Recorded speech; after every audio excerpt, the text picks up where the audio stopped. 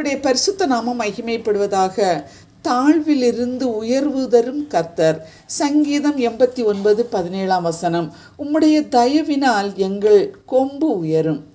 அன்புள்ள சகோதர சகோதரிகளே, இந்த வசனம் நமக்கு ஒரு மகத்தான ஆறுதலை தருகிறதாக இருக்கிறது. இந்த வசனத்தை தியானிக்கும் நம்முடைய வாழ்வில் மற்றவர்களால் தாழ்த்தப்பட்ட நிலையில், மறக்கப்பட்ட நிலையில், ஒடுக்கப்பட்ட நிலையில், நமது பலத்தை நம்பாத நிலையில், இந்த உலகில் என்னை கௌரவிக்க யாரும் இல்லையே, நான் மற்றவர்களால் உதாசீனப்படுகிறேன் என்று புலம்பும் உங்களை பார்த்து கர்த்தர் கூறுகிறார், என்னுடைய தயவினால் நான் உன்னை உயர்த்துவேன் என்கிறார். இதை நம்பின தாவீது கூறுகிறார், நீரே அவர்கள் பலத்தின் மகிமையாயிருக்கிறீர், உம்முடைய தயவினால் எங்கள் கொம்பு உயரும் என்கிறார். கொம்பு என்று பார்க்கும்போது நமது வலிமை, அதிகாரம், வாழ்வு உயரும். அவர் சிறியவனை புழுதியிலிருந்து எடுத்து எளியவனை குப்பையிலிருந்து உயர்த்துகிறார்.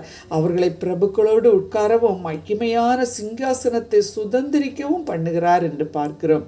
பிரியரே, எஸ்தர் தாய் தகப்பனில்லாத ஒரு சிறுமி மொர்தகாய் மூலம் தன் சொந்த மகளாக வளர்க்கப்படுகிறார். தன்னுடைய குலத்தை பற்றியும் தேவனுடைய பலத்தின் மேன்மையை குறித்தும் கற்பிக்கப்பட்டு தேவ நாம மகிமைக்காக வளர்த்தப்படுகிறார்.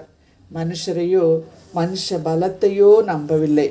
கர்த்தரை நம்பினதால் வஸ்தி என்ற அரசி இருந்த சிங்காசனத்தில் அமர்ந்து 127 நாடுகளின் ஜனங்களை காப்பாற்றும் அளவுக்கு அவள் கொம்பை உயர்த்தி மேன்மையாக்கினார் என்று பார்க்கிறோம்.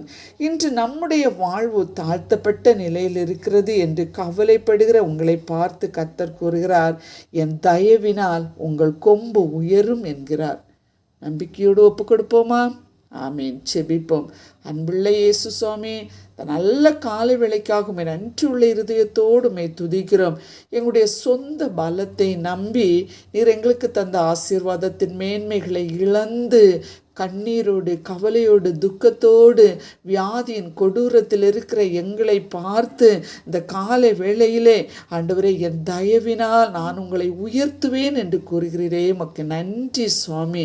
சத்துருக்களுக்கு முன்பதாக ஒரு பந்தி ஆயத்தப்படுத்தி உன் தலையை எண்ணெயால் அபிஷேகம் பண்ணுவேன் என்று சொன்ன தேவன் அபிஷேகத்தின் கொம்பு உயர உதவி செய்வீராக. இயேசுவின் நாமத்தில் பிதாவே, ஆமேன்.